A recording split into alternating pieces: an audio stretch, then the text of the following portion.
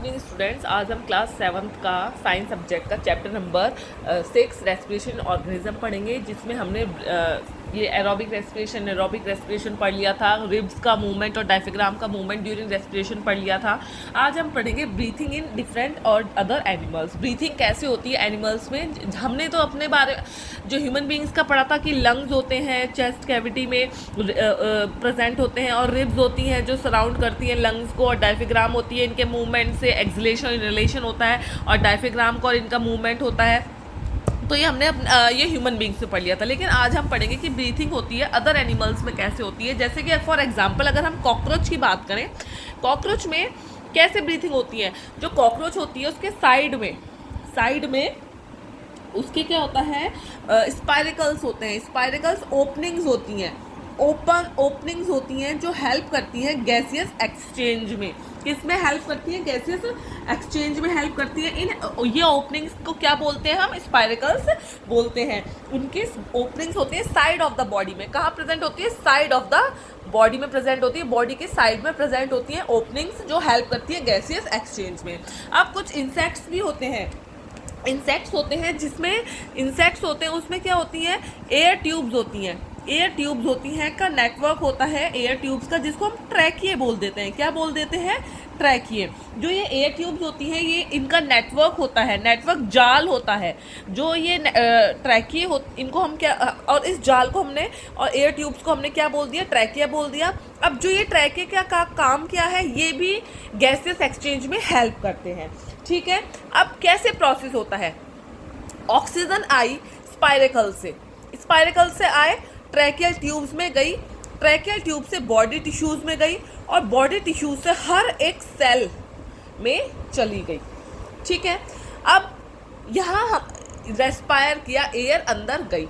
अब जो CO2 है वो बाहर कैसे आएगी? सेल से CO2 गई बॉडी टिश्यूज में, बॉडी टिश्यू से ट्रैकियल ट्यूब्स में गई, ट्रैकियल ट्यूब से स्पाइरिकल्स में गई, और स्पाइरिकल्स से उसको हमने इंसेक्ट्स ने क्या किया? बाहर छोड़ दिया। तो ये क्या हुआ है? ये इंसेक्ट्स का रेस्पिरेशन या ब्रीथिंग पढ़ रहे हैं हम, इंसेक्ट्स का ब्रीथिंग है। ठीक है, और इसी तरह इनहेलेशन और मतलब जो उन्होंने एयर ली और जो एयर छोड़ी, ये आपको समझ में आ गया। स्पाइरिकल्स ट्रैक किया और बॉडी टिश्यूज से सेल में, और ये इसका उल्टा हो गया, एयर को CO2 वाली एयर जो रिच होती है CO2 में, उसको बाहर छोड़ दिया। किसने? इंसेक्ट्स को। ठीक है, लेकिन एक चीज़ और है, जो ये ट्यूब्स है, ये ट्रैकिया है, ये किस में प्रेजेंट होते हैं? सिर्फ इंसेक्ट्स में पाए जाते हैं। जो ये एयर ट्यूब्स हैं और ये ट्रैकिया है, ये इंसेक्ट्स में पाए जाते हैं। ये कॉकरोच वगैरह में नहीं पाए जाते। कॉकरोच में सिर्फ क्या होती हैं? ओपनिंग्स होती हैं साइड ऑफ द बॉडी में, स्पाइरिकल्स कहते हैं जिनको हम।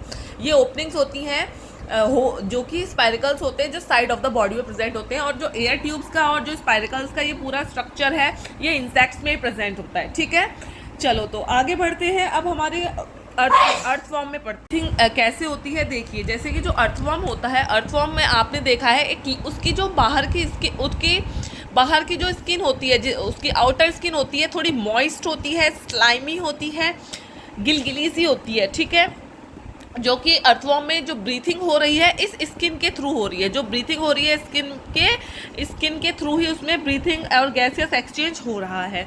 अब जैसे फ्रॉग्स होते हैं, फ्रॉग्स के भी लंग्स होते हैं, जैसे कि ह्यूमंस में होते हैं। फ्रॉग लंग से क्या करता है? ब्रीथ करता है। लेकिन ये अपनी स्किन के थ्रू भी, इसकी स्किन भी थोड़ा मॉइस्ट होती है, और कैसी होती है? स्लिपरी होती है, गिलगिली और चिकनी सी होती है। इससे भी ये क्या कर सकता है? ब्रीथ कर सकता है।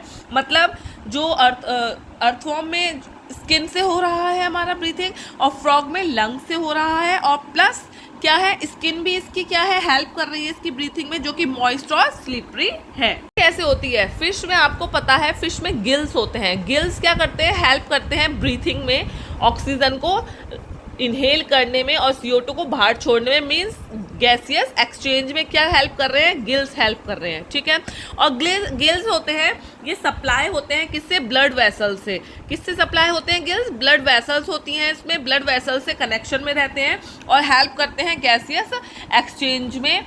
और जो ये जब ये ब्लड वेसल्स से कांटेक्ट में है, वेसल्स के कांटेक्ट में है, तो ब्लड वेसल्स ने ऑक्सीजन को कहाँ से लेगी? ये कहाँ तक लेके जाएगी? बॉडी टिश्यूज से। बॉडी टिश्यूज से कहाँ ले गई? फिर सेल्स में ले गई बॉडी के। ठीक है, तो इस हिसाब से सेल्स में ले गई। फिर अगर यहाँ तक ले गई ऑक्सीजन को। अब जो CO2 है, अब CO2 को यही सेल से, बॉडी टिश्यू से, ब्लड वेसल से, फिर गिल्स के थ्रू बाहर छोड़ देगी। तो गैसेस एक्सचेंज किसकी हेल्प से हो रहा है? गिल्स की हेल्प से हो रहा है। किसमें? फिश में। कैसे होता है प्लांट्स में? आपको पता है जो कि रेस्पिरेशन, जो ब्रीथिंग हो रही है किसके थ्रू हो रहा है? स्टोमेटा के थ्रू होता है।